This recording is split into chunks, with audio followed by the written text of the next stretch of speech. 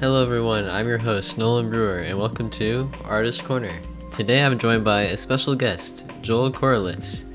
Joel Corelitz is a musician, video game composer, and sound designer who's worked on games like Halo Infinite, Death Stranding, Eastward, Tumbleseed, and many more. Today we talk about his love for pinball, what it's like being a teacher, and his life outside of games and music. And without further ado, here's the episode.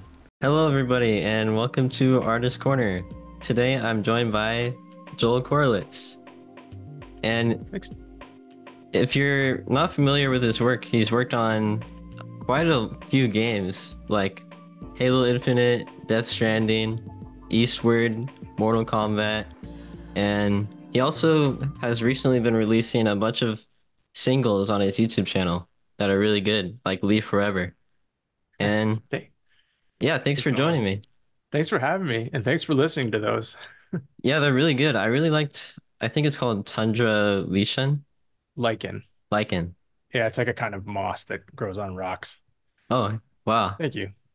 Yeah, it's really good. It actually, I think there's a song from another game you made called Unearth Moments, and it kind of reminded me of that with just the plucky sounds. Good to hear. That was written right around the same time. Actually, Tundra Lichen is an older track that I've always loved, and I'm like, I should just put this somewhere and share it.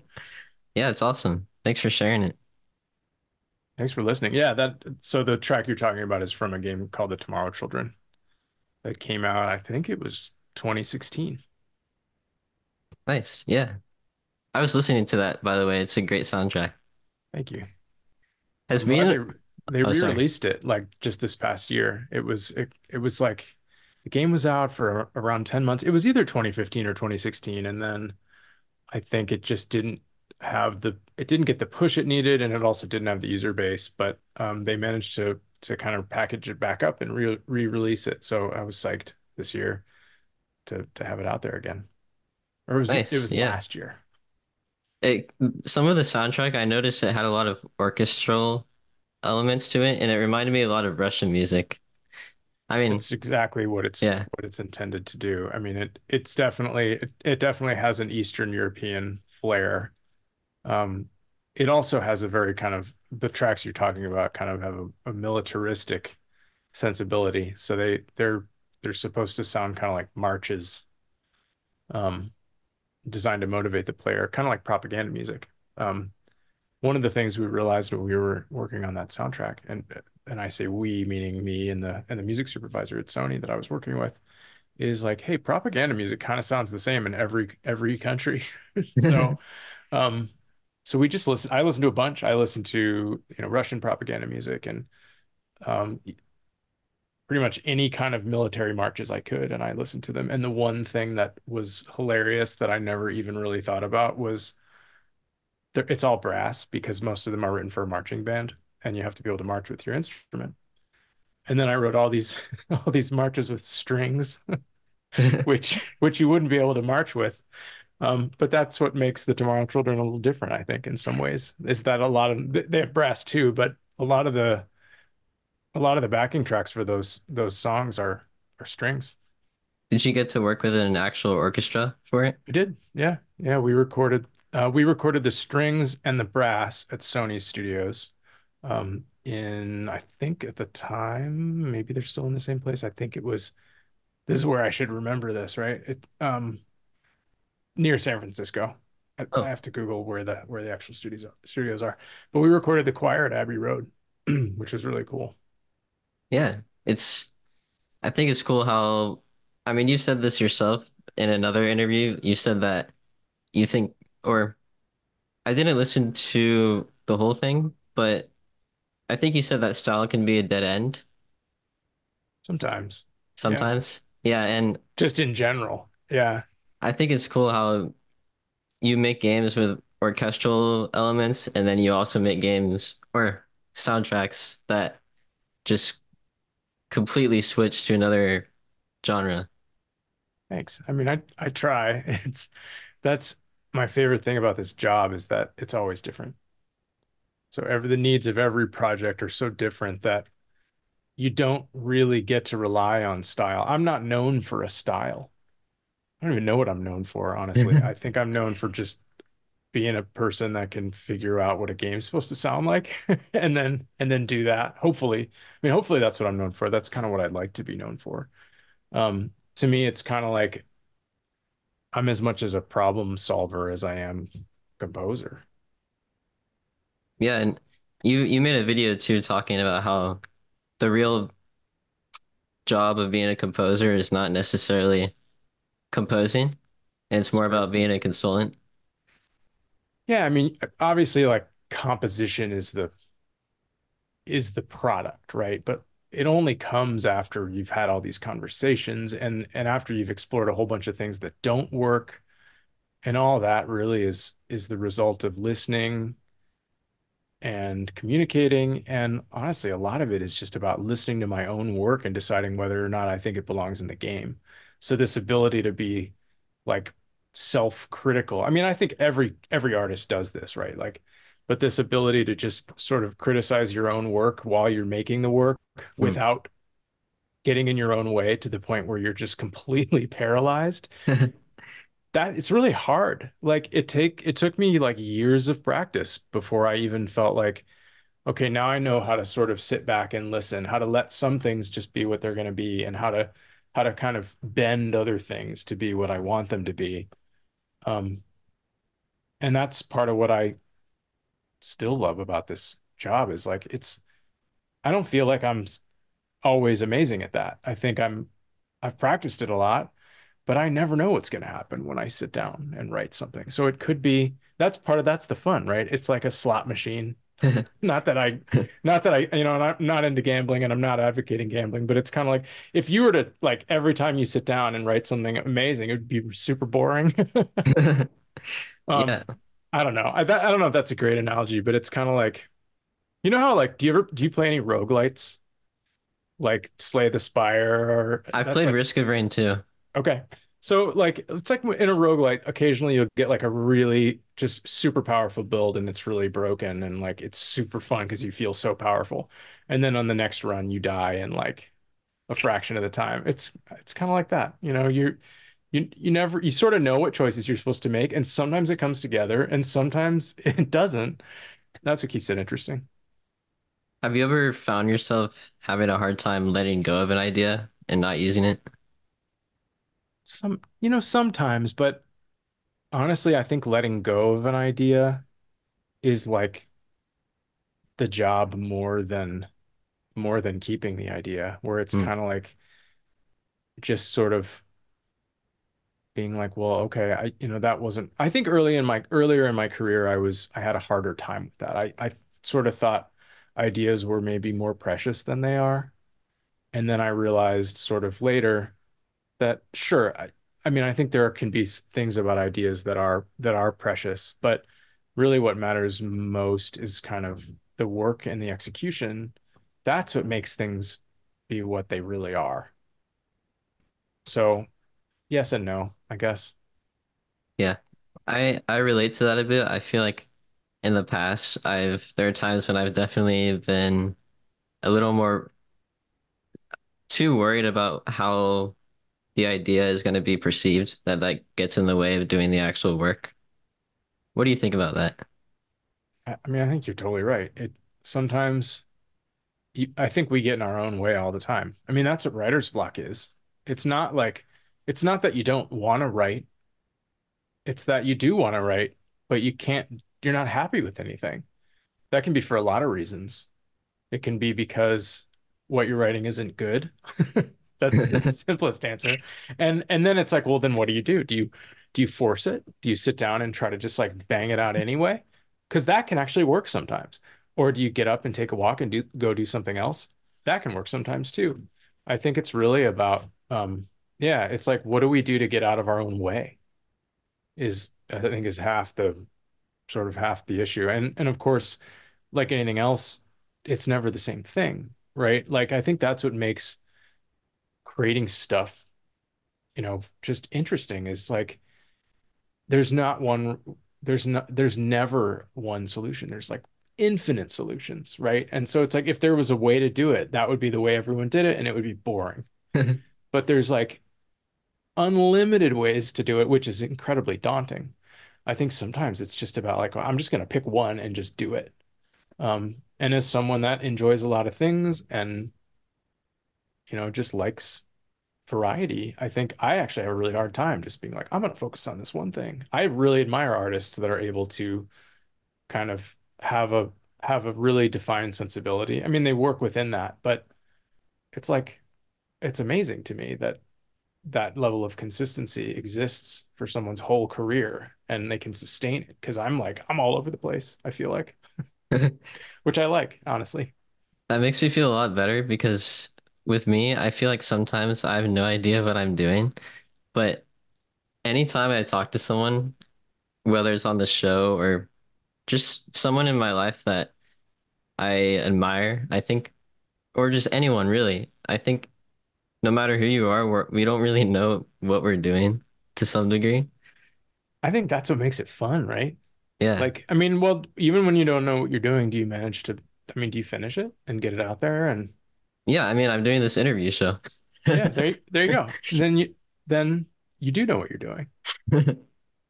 It's But I think that part of that aspect of like sort of approaching things with a naive sensibility and this idea of like I don't know what I'm doing, but it's like in a fun way.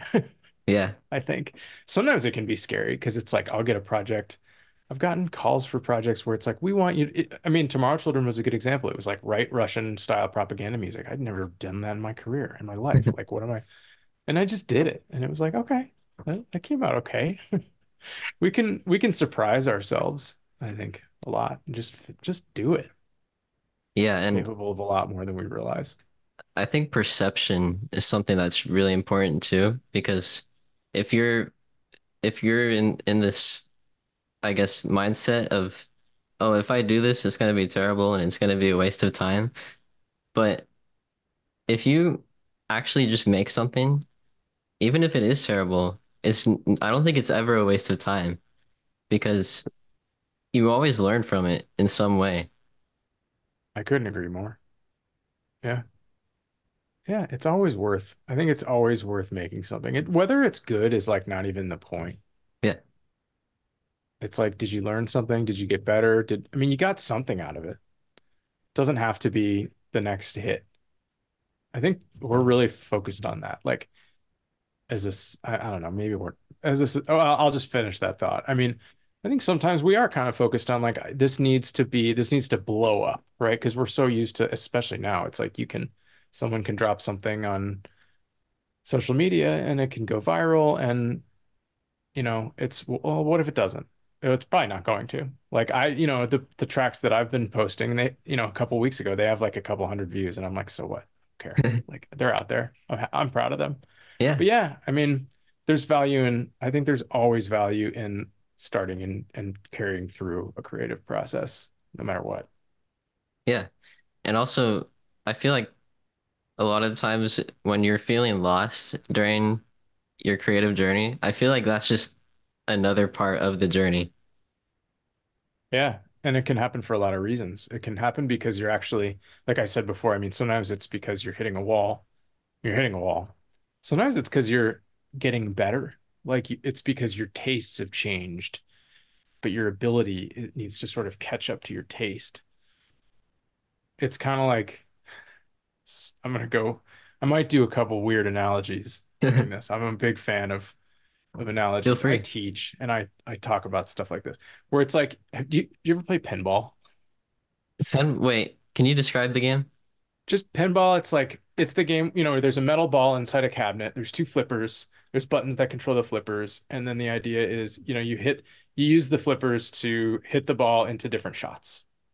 I might have when I was I'm younger. It's definitely been a trying while. to Well, it's like I'm a huge fan, and I like the mechanical aspect and the vintage aspect to it. And it's actually there's a lot of new games being made actually by a company here in Chicago, by a few companies here in Chicago. Anyway, without going too far into this analogy, one thing I really like about pinball is you can play and just return the ball. Like every time the ball comes to the flippers, you just hit it. and it's going to hit whatever it hits and it's going to come back. And eventually gravity's going to win and the game's going to be over. And you can do okay like that. When you start, one of the things that you figure out, and this is probably like any game, right? You start learning the strategy. You start learning, all right, instead of just returning the ball, I'm going to try to aim the ball because the flippers are sloped, which means you can wait until the ball goes down the flipper and then flip. Yeah. So you can essentially aim it by waiting until the ball gets to a certain point on the flipper Also, I because remember they're because they're I angled. remembered what pinball was. I have Okay, played cool. it. Good, good. It's everyone should. Um, and then you can start to be like, all right, I'm gonna aim for these certain shots. And and then what happens to your score, even though you understand the game better, is you do worse because you're thinking about it. Mm. But then eventually you do better than you were before when you were just flipping and trying to hit anything. And I think a lot of that is kind of like the way just any kind of improvement in our lives works, where it's like we're sort of like we're flailing around. We want to get better.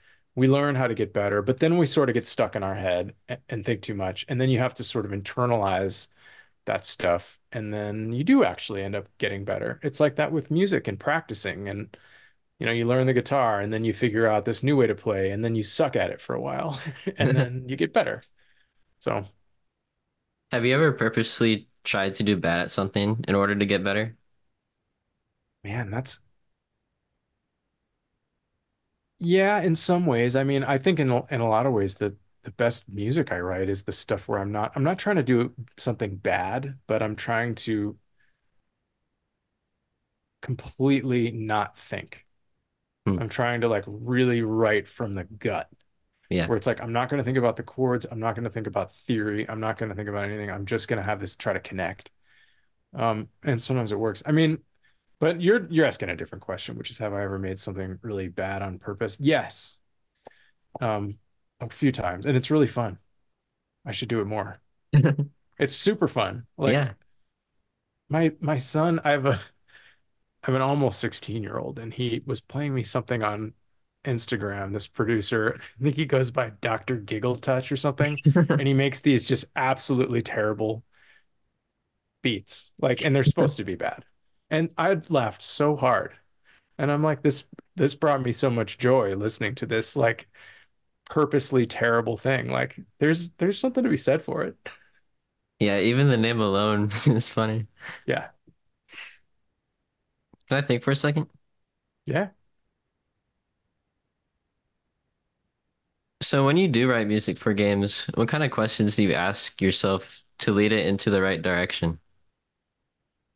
That's a good question. I mean, I think I try to start really simple. I ask myself, what's the mood of this scene or level or whatever it is, or whatever I'm writing music for. First, I have to know what I'm writing music for.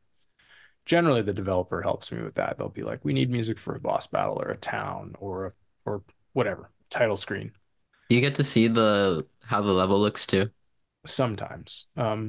Well, yes, but not always in totally in context. I've worked from screenshots, I've worked from game capture, I've worked from actually having the game itself. I've worked from storyboards and descriptions. I've done kind of everything in terms of how to like acquaint myself with the sensibilities and the tone of a project. But that's the thing I ask myself is what's the tone and what's the energy level?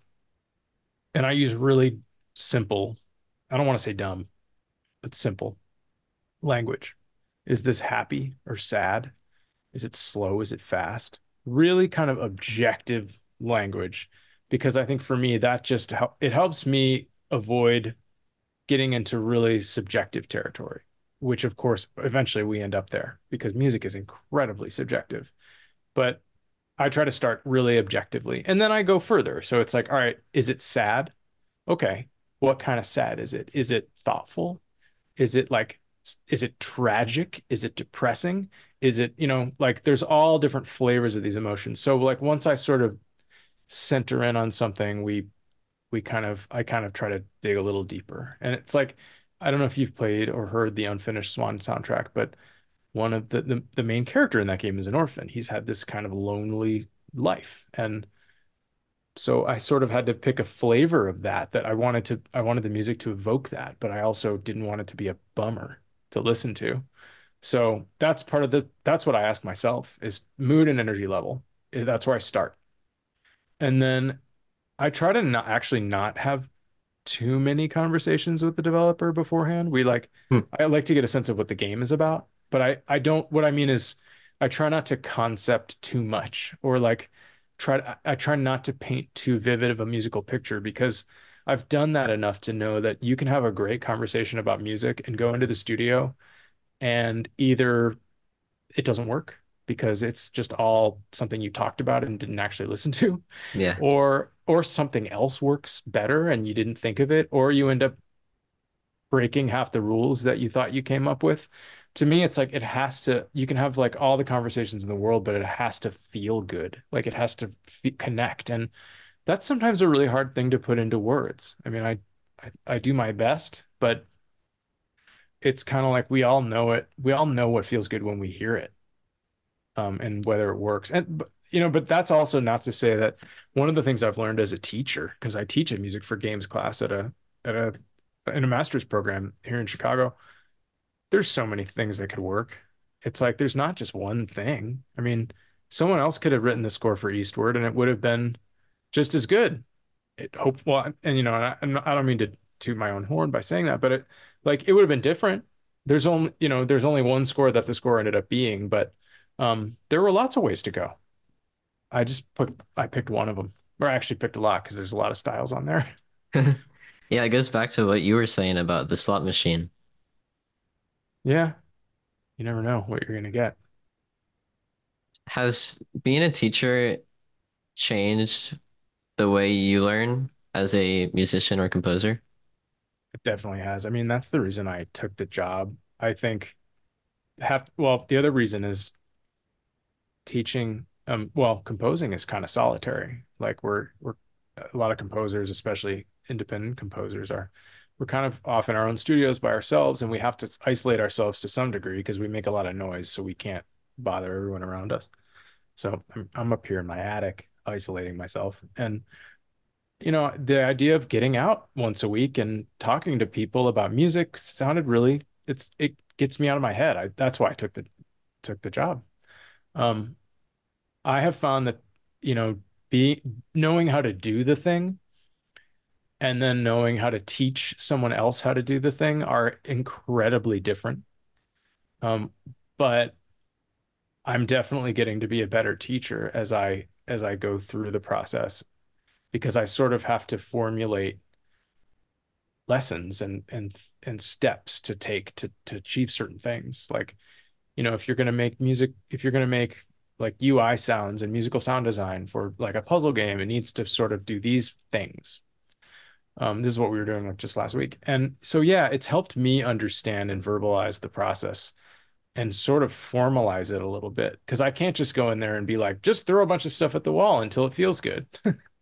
I know how to do that because I have my own internal process for kind of feeling that out. But students that are just sort of approaching things for the first time don't. So they need a little bit more of a method. And that's one of the things I've actually kind of given myself a method by just practicing working with them. So I think it's one of those things, like I said, where it's like I don't, I didn't think about it as much. And now I sort of have a better language, I think, even for it.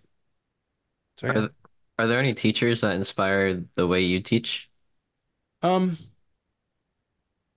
I mean, I was really fortunate to go to this music program. It was this acronym called TAMARA, which stands for Technology in Music and Related Arts. Um, and it was at Oberlin, and this was like the early 2000s.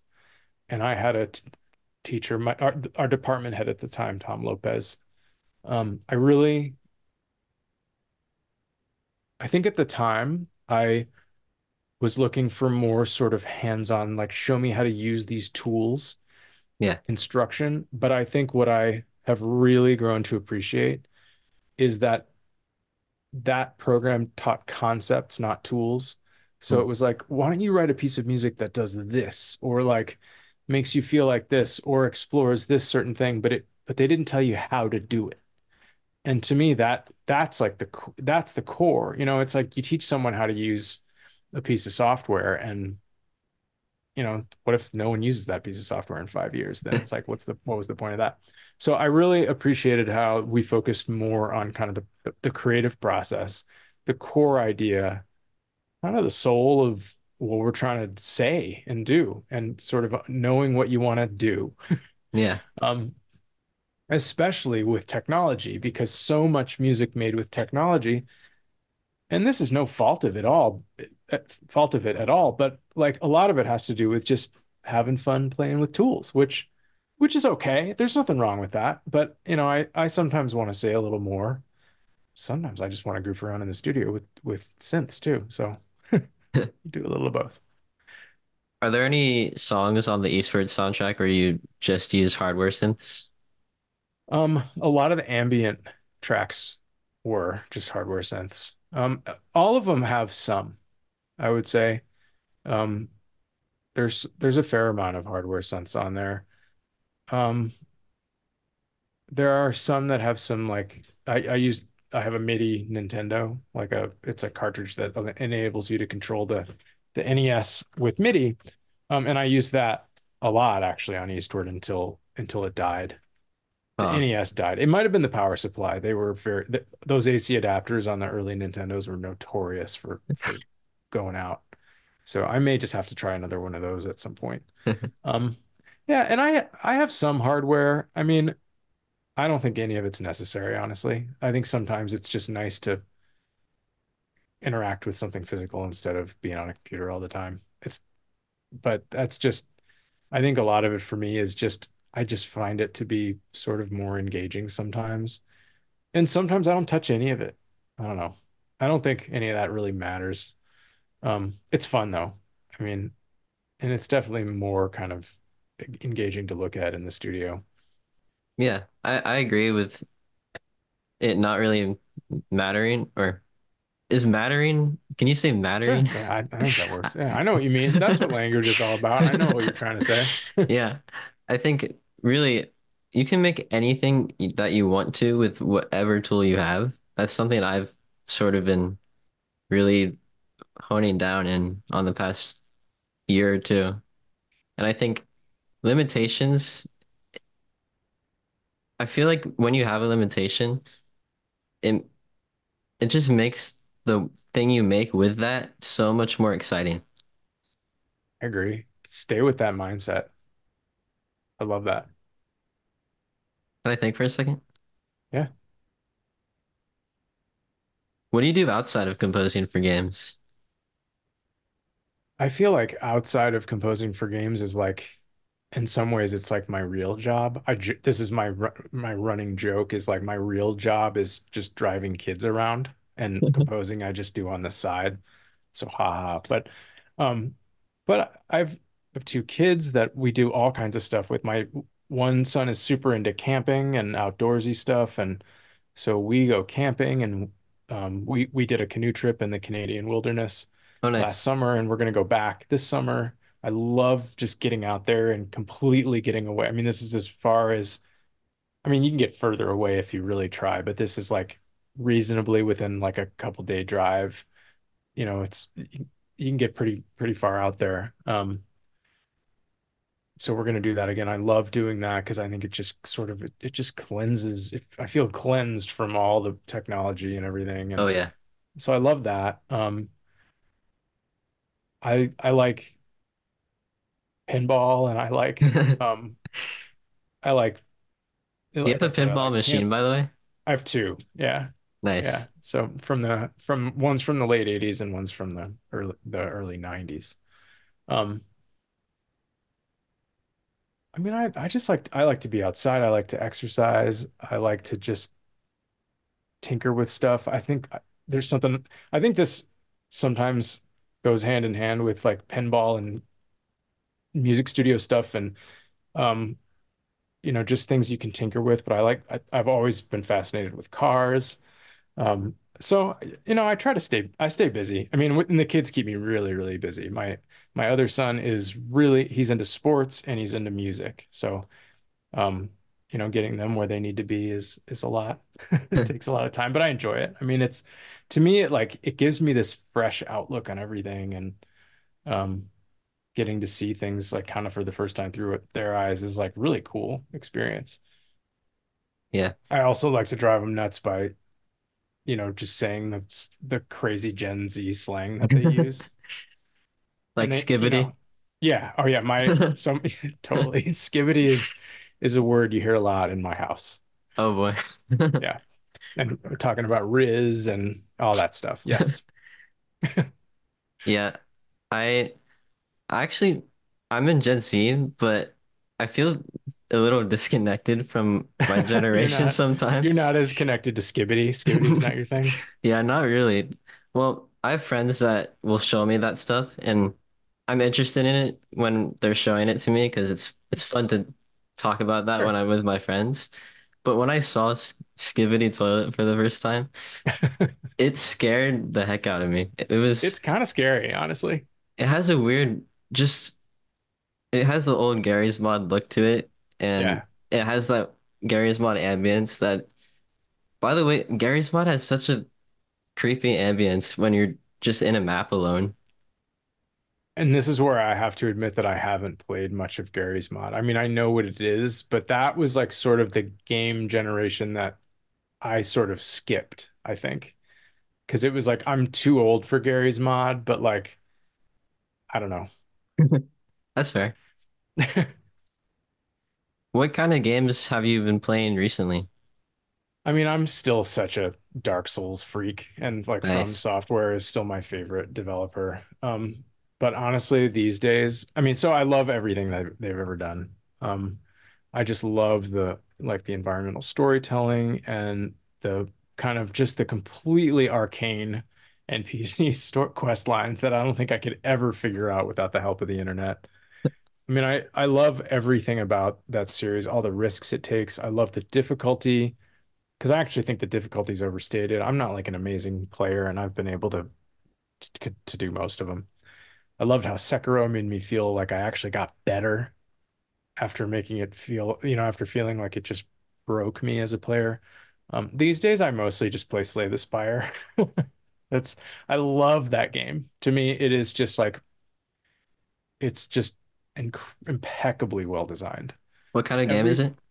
it's a deck building roguelite, and there's four characters, and each one has a different deck. And as you progress, um, you basically build your deck as you go. And then when you're done, you lose it all. So there's no the only persistent progression is when you unlock the characters, but you essentially do that kind of right when you start.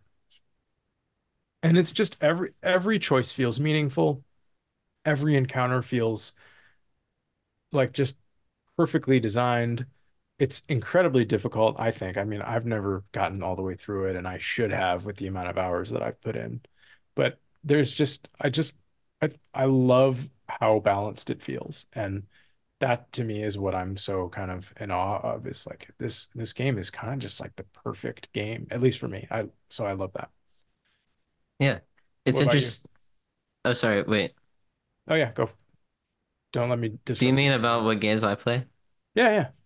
The most recent game I played was Mirror's Edge, to the Okay. 2008 one. Oh, cool. Yeah, that, I've never played it. oh really? It's Yeah, a masterpiece in my I've opinion. heard. Yeah. Yeah, I think I was really into Catalyst when I was younger, but as I've gotten older, I've sort of noticed the flaws that game has. Not to say it's a bad game, I think it's still enjoyable to some degree, but the original, it's so good because when I play the game, it kind of it teaches me how to it's one of those games that teaches me a lesson, and I think for me it teaches me how to just keep going forward and not look back. Because in Mirror's Edge, you're running away from a lot of cops. Yeah. And if you're running away from cops, you don't want to look behind you. And it's genuinely a suspenseful game for me. So I'm trying my best not to look back. And I think it just teaches me that in life too. Yeah. Yeah. Keep moving forward. Have you ever struggled with writer's block yourself? Oh yeah. What are some things you did to get out of that?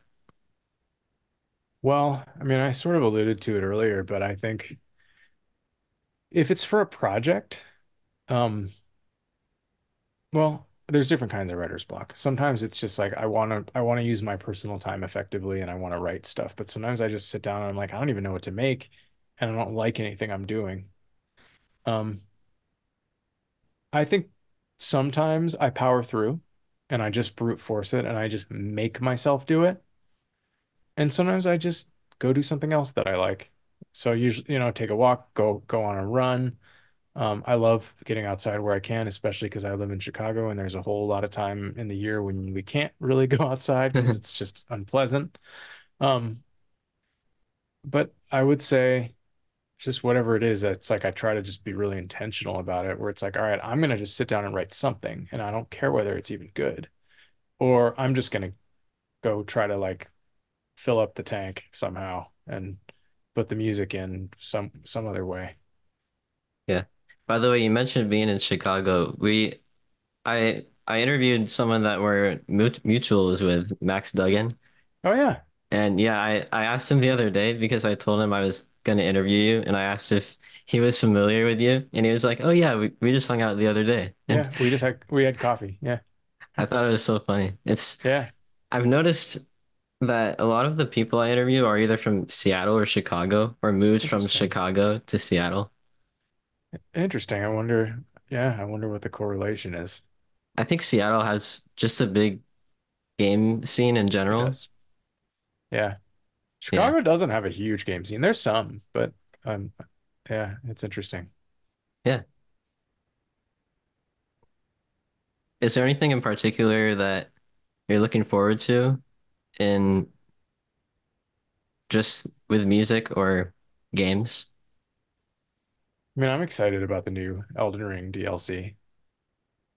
I think I'm already feeling guilty about having to look up where how you access it because I know I will. That's the thing with FromSoft games. It's like, where do I even get into the DLC? It was so hidden in Dark Souls 1. I mean, people eventually figured it out and then they post it, but yeah, I'm excited about that. Um, in music, I don't, yeah, I mean, I'm always sort of on the lookout for stuff that surprises me and I we'll see what that is next. Yeah.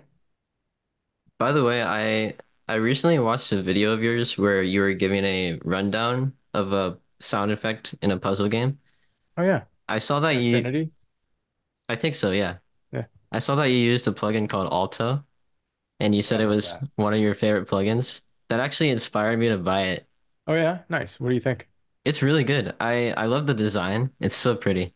Yeah, I'm a big fan of that developer. And that synth is basically it's very similar to a Buchla music easel, Sorry, in what's terms that? of sound.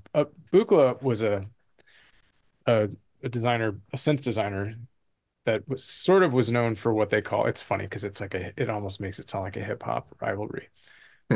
There's East Coast synthesis, which is more kind of subtractive synthesis, which is what we think about Bob Moog and um, all the sounds where you basically start with waveforms and you're taking things away from the waveforms, and that's kind of where the sound comes from. So you're filtering certain frequencies, and so Buchla from the West Coast, um, and actually he did a lot of he was well a different designer, but there was another designer, Serge Cherepnin, who that's they both sort of get lumped into the West Coast synthesis category. And a lot of their sounds were more about what you add to the sound instead of what you take away. So the Buchla music easel, which was sort of a very compact version of a Buchla synth, and it did things like complex frequency modulation and wave folding and so Alto is basically kind of a plugin that sounds takes a lot of inspiration from it. It does a lot of different things too, but it just it has this very kind of acoustic character to it. And that's kind of what some of those synth designers were striving for is like a synth that also sort of imitated characteristics of acoustic instruments. So the idea that like sounds get darker as they get softer. Like Mm. like on an acoustic guitar, for example, like if you pluck a string really loudly, it's also brighter. But if you play it softer, it's duller. There was there's a synthesis or a processing technique or a thing that you run sounds through called a low pass gate, which does that. It's very similar to a filter, but not quite the same. Anyway, this is probably way more synth geeking out than maybe we needed to Well, do, but I can't help myself. I love that. Yeah. Yeah, it's one of my favorite things. So that's one of the things that I think makes alto so special is it just really doesn't sound like any other synths because it's not built like other synths. Yeah. I love how in the middle of the synth, the way that you link stuff together, it's kind of like wiring a bomb a bit. Yeah. Not that I've done that, but Well, it does. Yeah, it's like it's modular, but yeah, all the patching happens in this like little kind of strip. It's very clean and easy to look at and figure out. yeah. Are there any sound design tricks that you think all composers should know, even if they aren't making in-game effects? Well, I mean, I think every composer should know their way around like a basic synth voice. Like oscillator, filter, amplifier, envelope, and know what they all do and kind of understand how to use those because I think that's like every like once you learn that, you know how to use every synth. I just got done talking about Buchla, and there are some differences, um, but once you kind of understand the basic architecture, like guess what? Now you know how to use every synth, and then you also are going to realize, hey, most of these are the same. It's like Yeah. they're not all the same. Obviously, they have different flavors and different characters, but there's a lot of gear tube out there, like and there it's like comparing this synth to that synth, and it's like that's fun, sort of from a scientific perspective. But in Mm. terms of music making, like you said, just go use what you have. If you really need it, if it has a completely different flavor or brings something else into your setup that you really are missing, then by all means, like I mean, do what you want and buy what you want. But I think that like just understanding how to use a basic synth voice is going to be it's going to teach you so much about what you can do. And um and aside from that, just I guess learn and internalize as much theory as you can. Um internalize meaning sort of just learn it and I don't want to say forget it, but kind of get it to the point where you just aren't thinking about it, where you can just like express it. Yeah. And I think I could always, I'm always trying to learn more of that because it's like I'm never going to be done. Yeah. I think for me, I've one of the things I like to do is I recently did a challenge where I made a song every day for a week, and now I'm starting to do piano improv for every day. Cool. And I was wondering, are there any exercises like that you've done to, I guess, keep yourself moving? I mean, yeah, I think there was a time when I would just write like a minute piece every single day.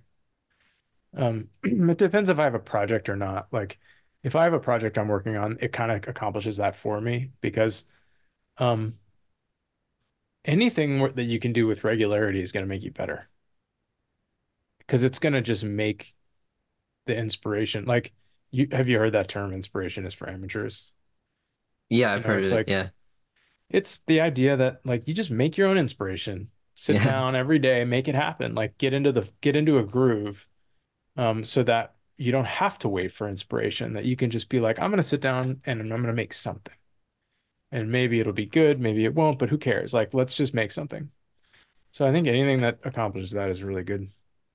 There's a quote by Matthew McConaughey. I think that's how you say his name. And he said something like, "My hero is myself 10 years in the future." And yeah, I think that kind of mindset can get you further than because I feel like a lot of the times we're really hard on ourselves. I mean, I am for sure. And it's it's really hard to not do that, but I think if you can somehow look at what you've done in the past and get inspired by the work that you've done, I think maybe that's a good mindset to have as well. Especially if that work was like original and came from you and felt like you, and I think that's a great way to get inspiration because I think it puts you more in touch with kind of the origins of why you started doing this. I think it's really hard. I mean, I think, and it's like, I, I'm going to sound, I'm kind of old saying this, but like, I, the internet has been around mostly since I was a kid, but like not like all the social media and YouTube. So it's like now you can open up YouTube and within, few keystrokes, you can watch the most talented people in the world do what they do and just be in awe of them, right? Like that's really daunting to me. And it's Yeah. like and and then like so your generation like you grew up with that. Like you never have known anything else. Like just how to I mean on one hand it's really inspiring and it's really motivating. Um, on the other hand, I think it's really daunting. To me, it can cause as much inspiration as it can cause just total paralysis, where it's like, well, I'm never going to be as good as so and so. Why even bother? And I try not, like, I think trying, like, not slipping into that it takes some extra effort, I think, these days. Yeah. It's hard. It's in comparing yourself, and I try not to do it, but I think we all do it. Like, we're all sort of human, and it's hard. Have you found that it's gotten easier to not compare yourself? I think in my best moments, when I'm doing my best work, I'm not comparing myself. Yeah. When I'm doing my worst work, I kind of fall into that. But I guess I've sort of tried to not fight it, where it's like I think sometimes it's easier to be like, well, then I should just get into the mindset where I'm doing my best work all the time. And I'm like, is that realistic? Or is it more realistic to go through periods where you're sort of processing and you're taking things in and you're thinking and like maybe that stuff actually makes me better. I don't know. I mean, but like I said, I mean, I think when I've got my head down and I'm not comparing and I'm more confident, I think that's when I'm doing my best work, when I feel most like myself. Yeah. But it's also hard to like sh completely shut out everything everyone's doing. We're a collaborative species, we don't exist in a vacuum. Um, we can't just keep our heads down and ignore everything. It doesn't work like that. So, Yeah. I can I think for a second? I was thinking about yeah. something and I think I relate because there are times when, sorry, I need to think a little bit more. Yeah, yeah, take your time.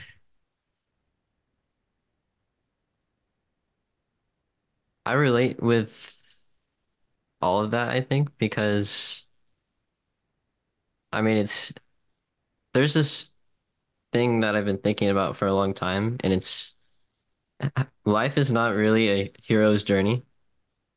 And I think we get a lot of it's human nature to feel like once you make a great piece of music, that every other piece of music you're going to make from now on is going to be up to that level. But I think that's just not realistic. And I've had moments of that myself. Are there any situations you've had similar to that where maybe you're facing a challenge and you don't know where to go from there? Do you ever get help with that challenge? You mean just for outside help? Yeah, outside help or maybe even just journaling. Well, one of the things I really like about this job is that I always have access to outside help because everything I do is collaborative.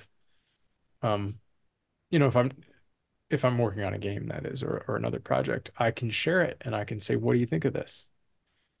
And sometimes they'll be like, this has happened to me before where I wasn't sure and I'll send it off and they'll be like, I love it. And it'll actually reinvigorate me. I'll get some positive feedback and it'll make me more excited about it.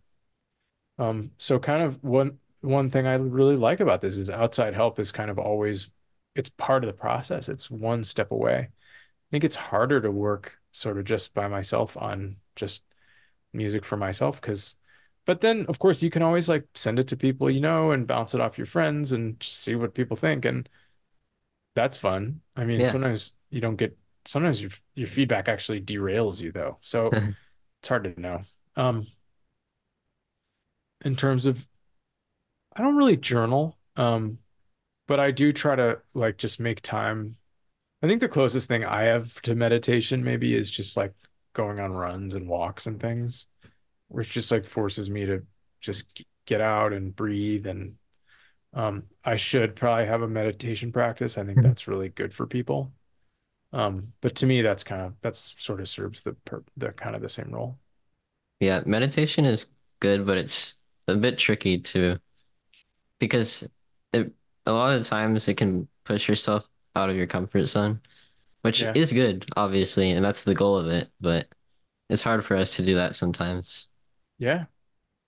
Yeah. We're creatures of comfort and habit. I think part of what I've tried to cultivate a little bit with some of my hobbies is get comfortable being uncomfortable Mm.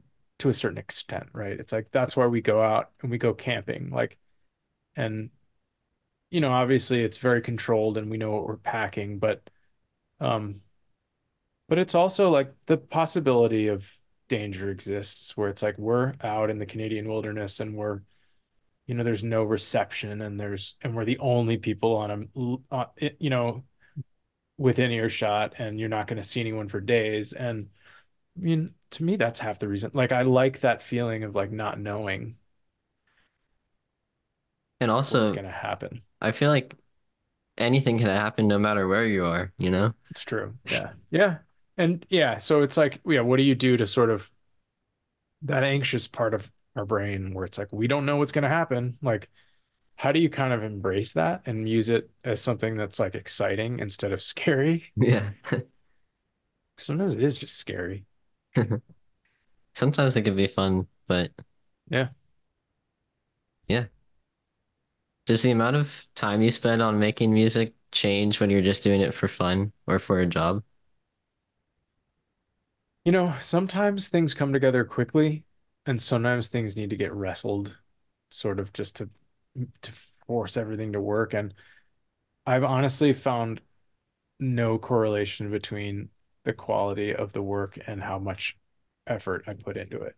So, like sometimes it can be like minimal effort and it turns out great, and sometimes like it's a lot of effort and it turns out great anyway. It's Yeah. just or the opposite can be true. Completely the opposite where so I don't know, to me it is such a crapshoot. Like it just depends on so many factors of, project deadlines and the complexity and maybe the mood I'm in that day or whatever that it's like the only commitment I have is like it's gonna get done and I want it to be at a certain level before I share it with anyone. Um, I've gotten, just the regular practice of doing that over the years has made me pretty good under pressure. I would say generally I write better stuff more quickly, generally, um, because I'm sort of getting out of my way. So, oh, and in terms of exercises, there is one that I do. Try to write as fast as you can. I think, we're really like everybody likes to sort of talk about this idea of quality over quantity. Um, but I think it's actually a lie. This is inspired. So you asked about teachers at Oberlin. I had this composition teacher that was like quantity, right? Quality doesn't matter because quantity gets you through lots of ideas. Like you were saying, you learn a lot more by just pumping stuff out rather than getting nitpicky with one idea because you think it's going to make it better. Yeah. Granted, it's it's easy to take that idea too far and just be like, well, you should just dump out a bunch of crap because quantity, which is not what I'm saying, but there is value to quantity. It gets you through a bunch of stuff. It gets stuff out of your system. Sometimes on a project, I'll be like, I have this idea and I'll write it and I'll be like, wow, that was terrible. I'm glad I got it out of my system. And then I'll go on to write like the thing that actually works. Have you So ever gone back to it at a later time and maybe when you wrote it you thought it was bad, but going back to it you loved it? yeah, actually, that I would say that happens just as often as the opposite, which is like, man, this thing that I labored over is crap. And this thing that I sort of just trusted my gut and wrote, um, I actually really like. Like the whole score to this game I did called a Memoir Blue. I was kind of going with my gut the whole time, and I was like, I think this works, but I don't know if like I don't know if it's like I know it works. I feel like it's up to my standard, but I don't know if it's connecting. And I listened to it just like a couple months ago, and I was like, this is really emotional. Like this hits the emotional level that I was trying to get to, and like I was really happy with it. So yeah, How often do you listen to your own music? I try to not I try to not very often. Sometimes I will pull something out just to reflect on. It's like, well, I'm sort of curious, like, does this stand up? Does this still work? Or is there something I tapped into here that I'm sort of interested in maybe exploring again? But I honestly try not to listen too much to my own music at all. The only reason I do it is if I'm like studying something. Interesting. I feel like I'm the exact opposite. One time I looked at my most the on Spotify you can see who listens to your music the most, and I was on there for my own music. Really. That's hilarious. So did you show up on your own artist wrapped? Yeah. That's awesome. I think I was number one. It's amazing. I hope that's not narcissistic, but No, I think you're sort of you're studying. yeah. Well, I make what I like too. And Yeah. yeah, I don't think Yeah. about it too much. Fair enough. Yeah. When you write more space, or I guess music with more space, like in Eastward, there's a lot of ambient tracks like Legacy or Silent Mist. What, how do you figure out what kind of chord voicings, or not maybe even theory, but how do you figure out how to get that feeling? Think I don't know. Honestly, like I don't know that I have a really good answer. I think I knew like for Silent Mist, I knew that I wanted something that really like drew you in and had a sense of intrigue and mystery. And so I picked a sound, I made a sound that I thought could communicate that. I think a lot of what I try to write is stuff that engages me as a listener. So I try to make it surprising. You know, I so I think for Silent Mist, it was kind of like, if you're familiar with that piece, it kind of has a motif, but that motif kind of resolves in an unexpected way as it continues. And I think that was kind of the goal for me was I want there to be an element of surprise in this piece that keeps you engaged. Yeah, by the way, I am really familiar with the piece because the ambient songs in Eastward are some of my favorites of all time. Thanks. And Thanks. Those were fun. yeah, I really that kind of feeling is something that I try to aim for sometimes because I don't know what it is about that feeling. It's one of the thing about a lot of feelings I have when I listen to music, they're indescribable. So I guess when I listen to it, I'm just in a whole new world of thoughts, emotions, and it That's what it's inspires all me. about. I'm glad. I thank you. That's that's how I listen too. It's like music says something that other, you can't with other ways of communicating. Yeah, it's beautiful. Is there anything in particular that you want to talk about today? I mean, we covered synths, so that's one of my covered synths and pinball and camping and Are there any games you've played, by the way, that have pinball in the game? yeah, actually, I can't what's the name? It's something's Island Express. It's like I can't remember the first. Is it like Poku's Island Express or You can something? I look it have to up. look it up. Yeah. Okay, so Poku, is it like I'm just gonna type that into Google and it's gonna correct me. Um, I feel like that happens a lot Yoku, actually in it's older games. Yoku's Island Express. Oh, yeah. I So feel like that was like it's like a pinball Metroidvania, which is like this crazy combination. But the way that you move your character around is with flippers. It's super cool. I loved it. wow. Yeah. I feel like there's quite a few older games that have just pinball machines in them and you can play them. Yeah, yeah.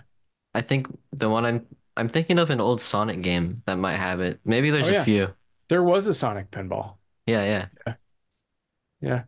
Nice. Um, yeah. I there's something that I think is like with pinball and with anything mechanically like that, you're so engaged in the mechanical action that's happening that it really kind of it's almost sort of this like meditative state where you're Mm, just especially with like I mean pinball is the mechanical cabinets are they were designed to just sort of make money by people using quarters and eventually like I said gravity wins.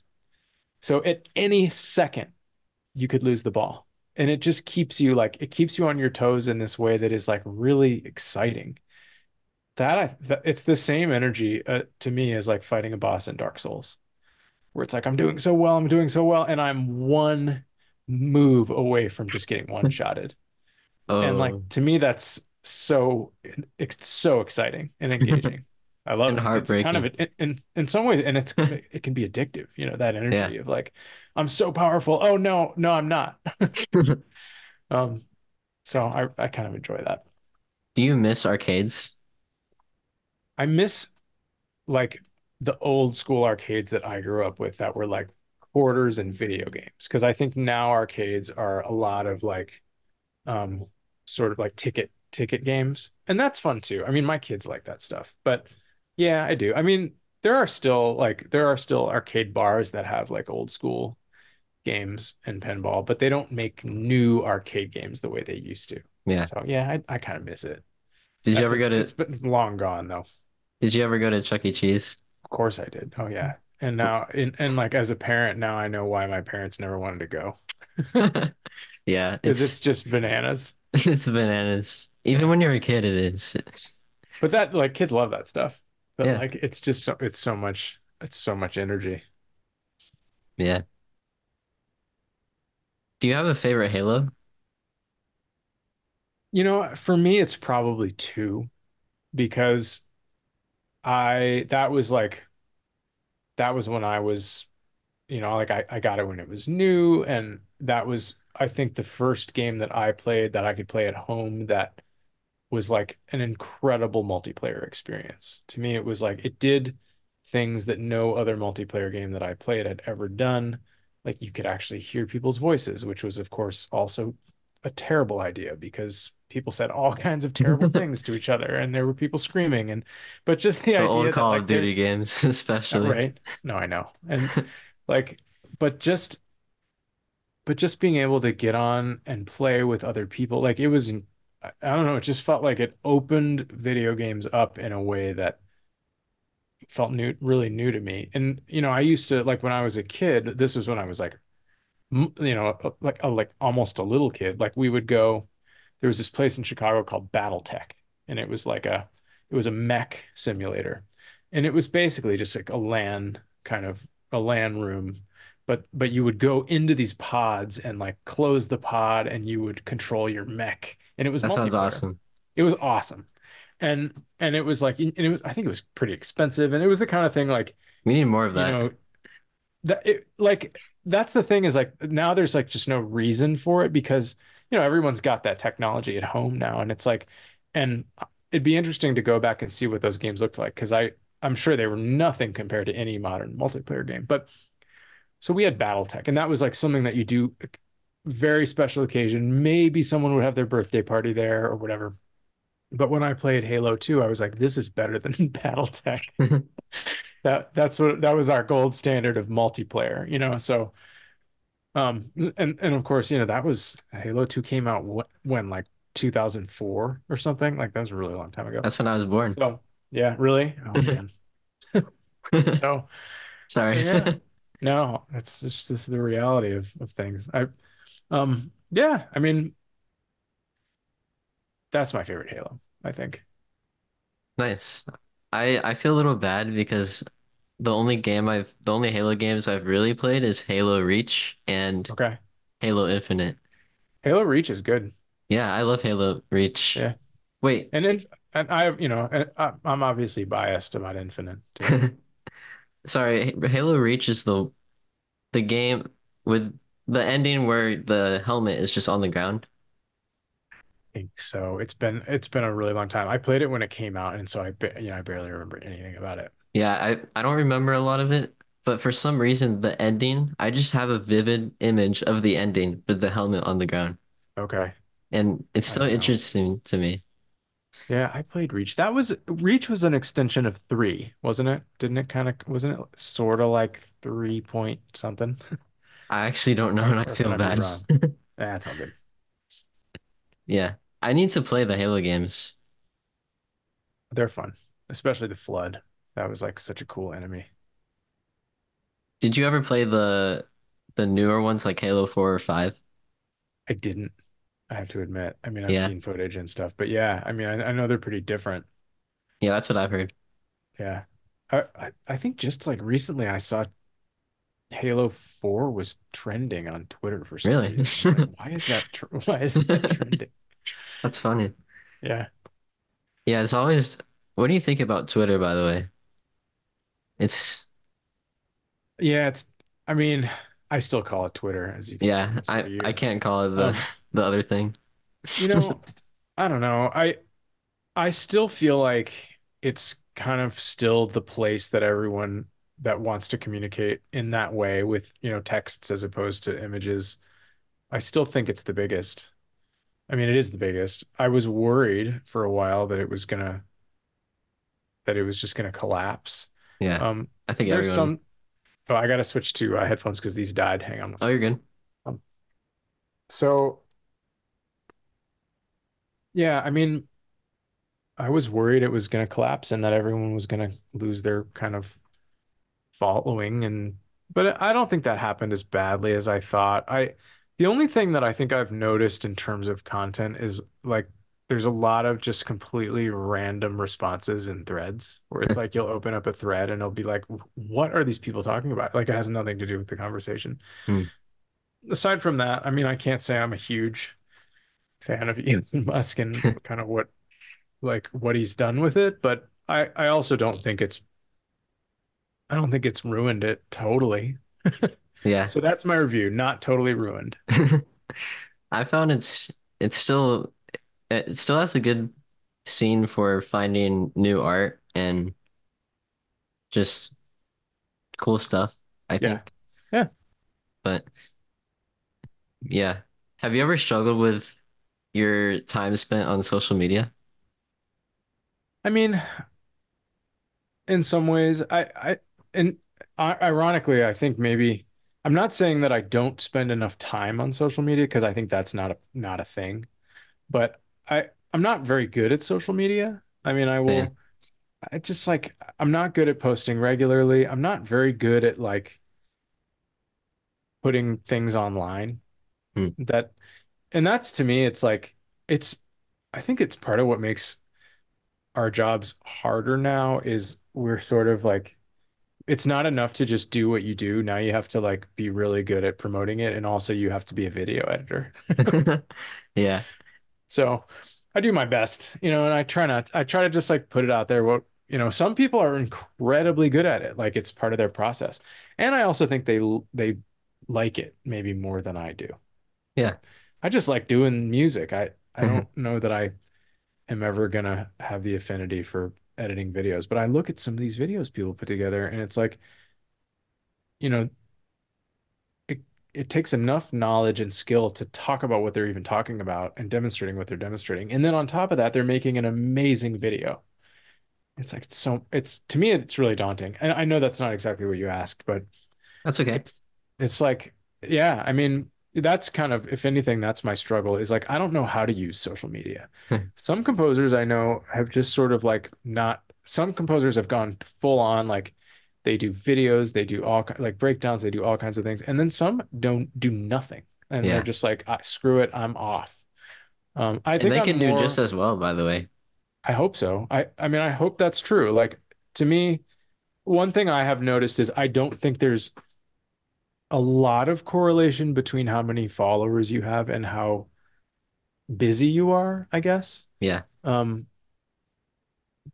there's some, obviously, but I don't know that like generating followers is something that should take up as much of our energy as it sometimes does for people. I think that can be kind of damaging, where it's like Yeah. we're like evaluating our self-worth based on reach and Halo Reach.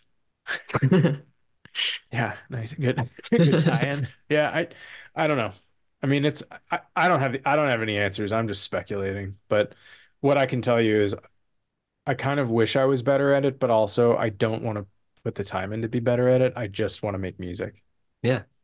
So, Yeah, I um, mean, if it's okay to say, well, I don't know why I do that, by the way. I think sometimes I worry if, because I was gonna ask if it's okay if I say how I think about it. think of yes. Don't ask me. Don't ask my permission. Just say it. Cool. Yeah, I need to not do that, but Nah, don't worry about it. the way I think about it is followers really don't matter at all in the grand scheme of things because there are YouTubers out there with millions and millions of subscribers that I'm not even a fan of. And there are people with hundreds of subscribers that I might like more than their Yeah. content.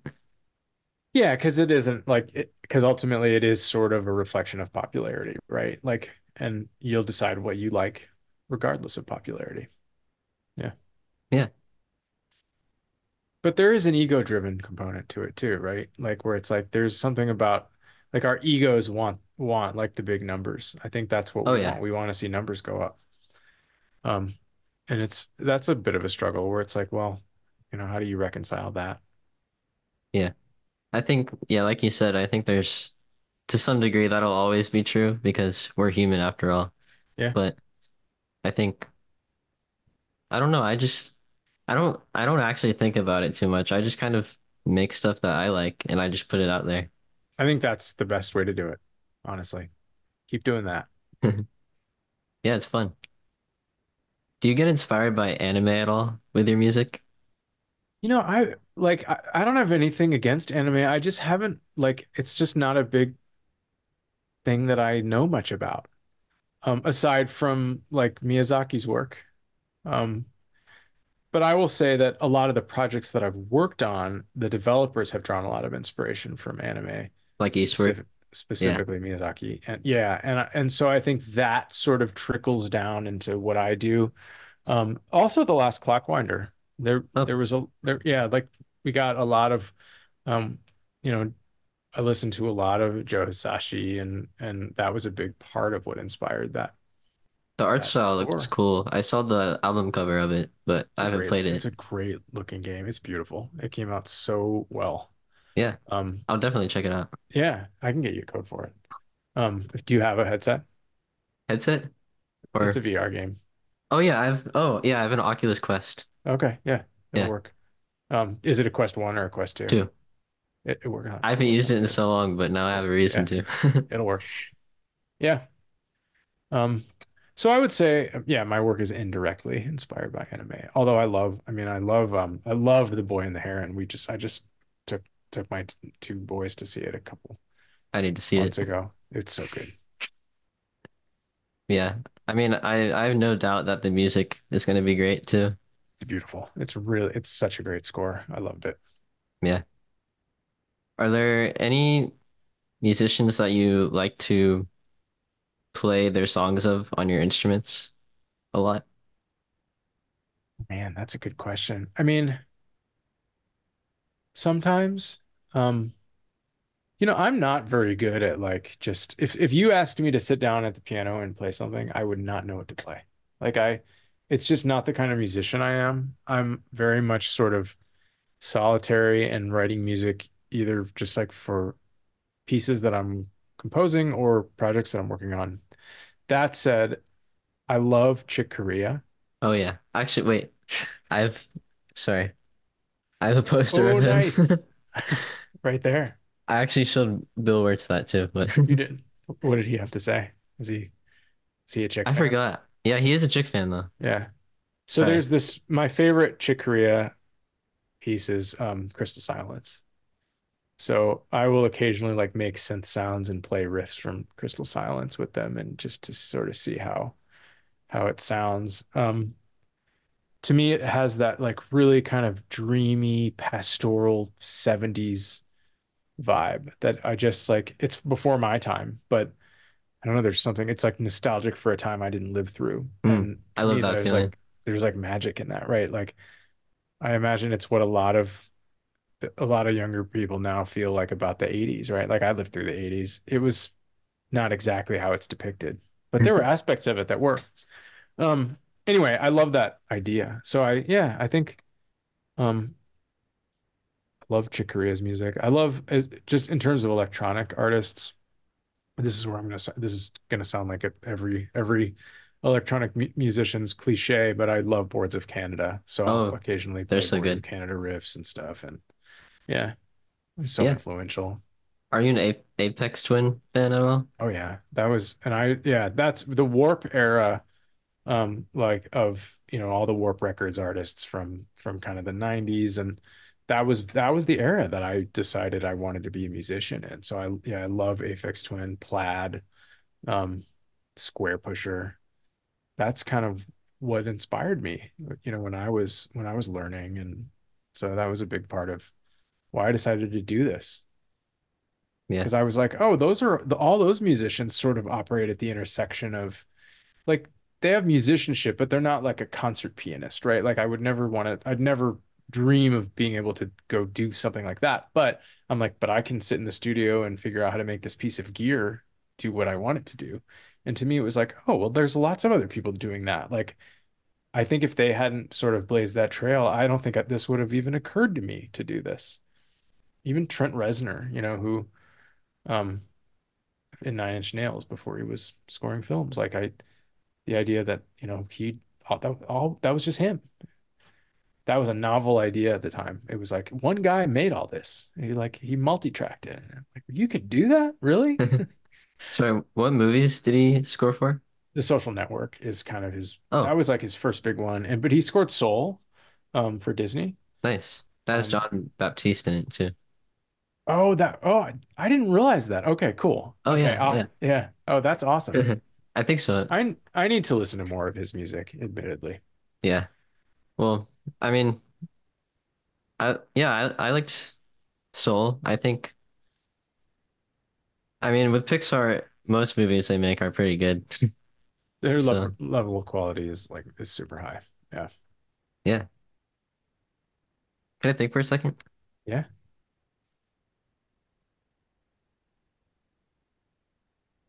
When you're learning something new, what do you do to make sure?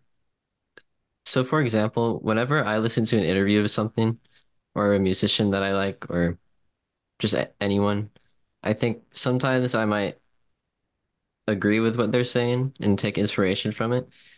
But a lot of the times I might just regurgitate it to someone else without actually fully understanding it.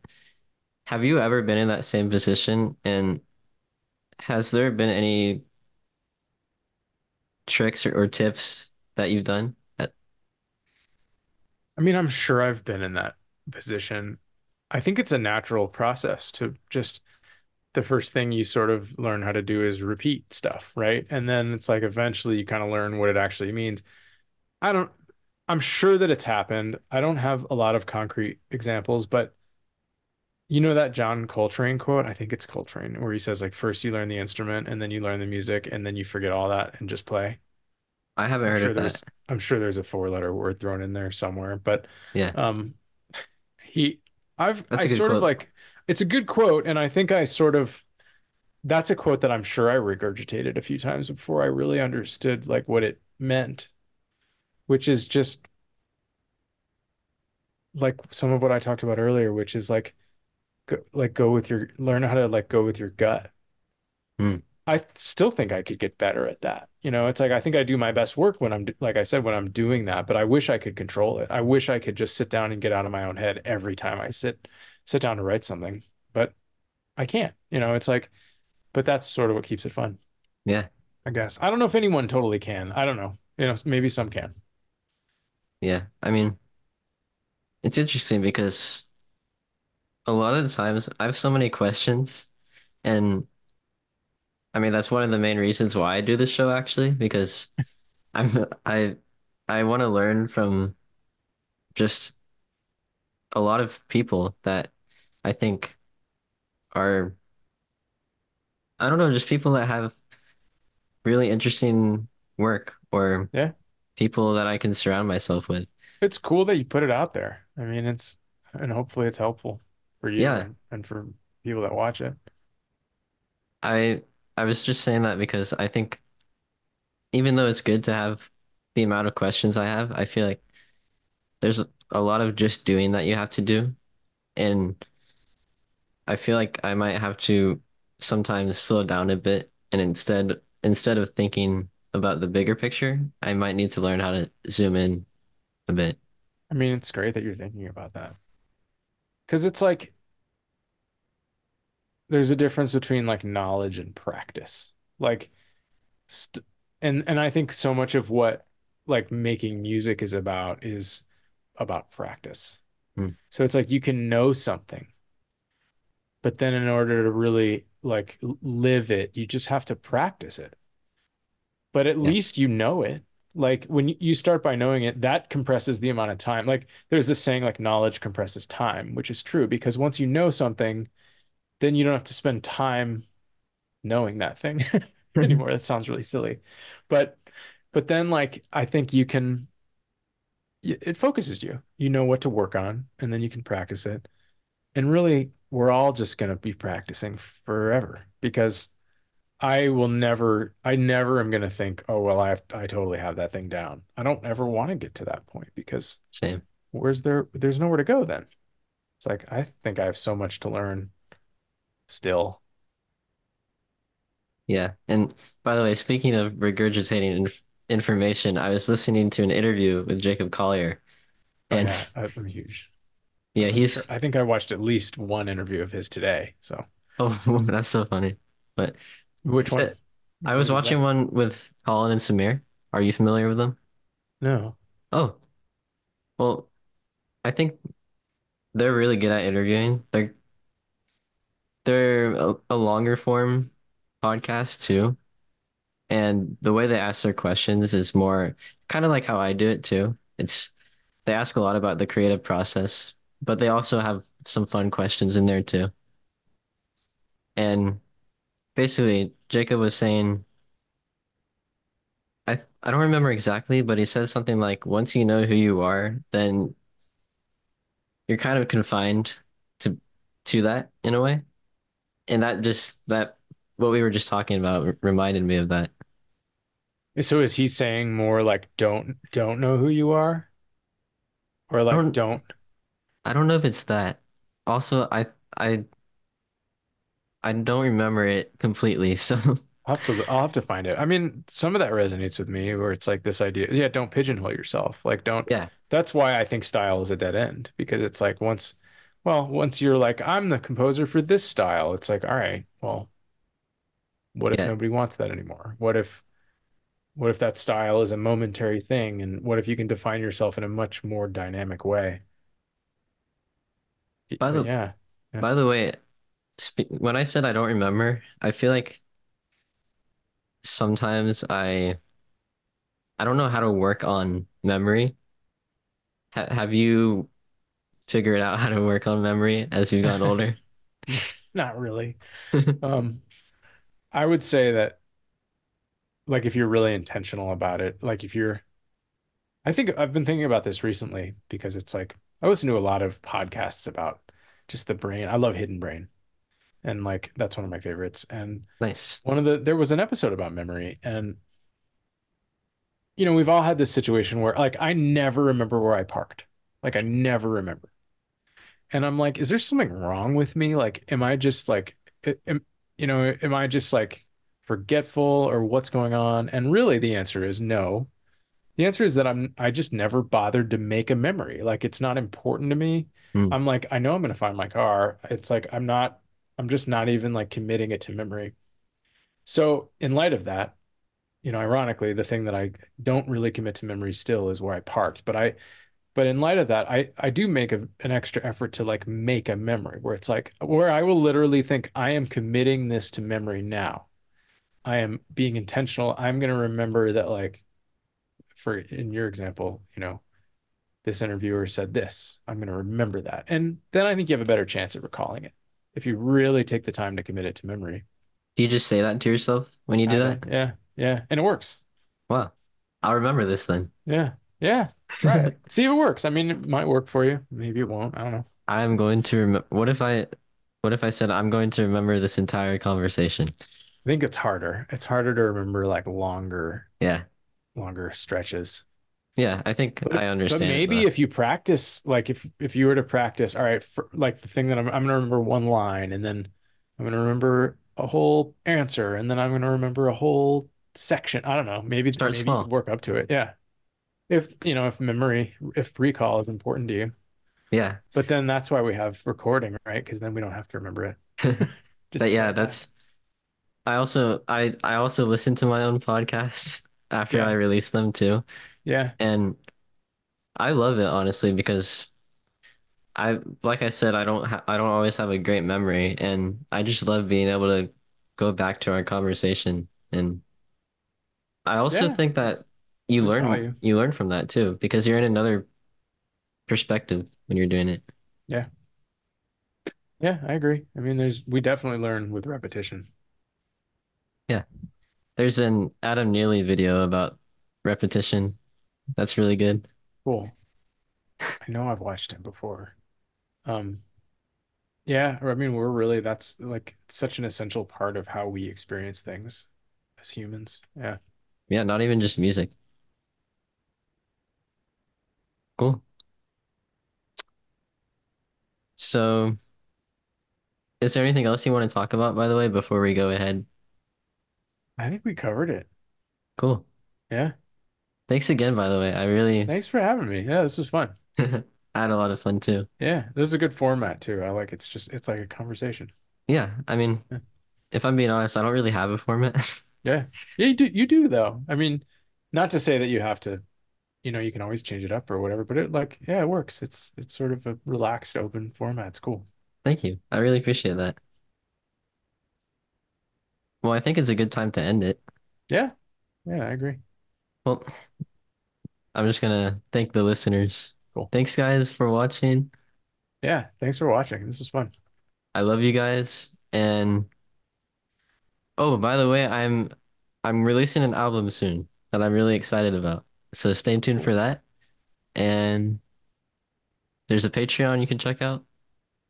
And I'll see you next Friday. Bye. I love you guys. Love you, Joel. Do man. Hey guys, I just wanted to say thanks for listening to today's episode. I had a lot of fun talking to Joel and learning about what his creative process is like and what it's like being a teacher and just more about him as a person. And I hope you enjoyed listening to today's episode. You can find Artist Corner on Spotify and Apple Podcast. And yeah, I release every Friday. There's also a Patreon you can check out if you're interested in that. So yeah, thanks a lot and see you next Friday. Bye.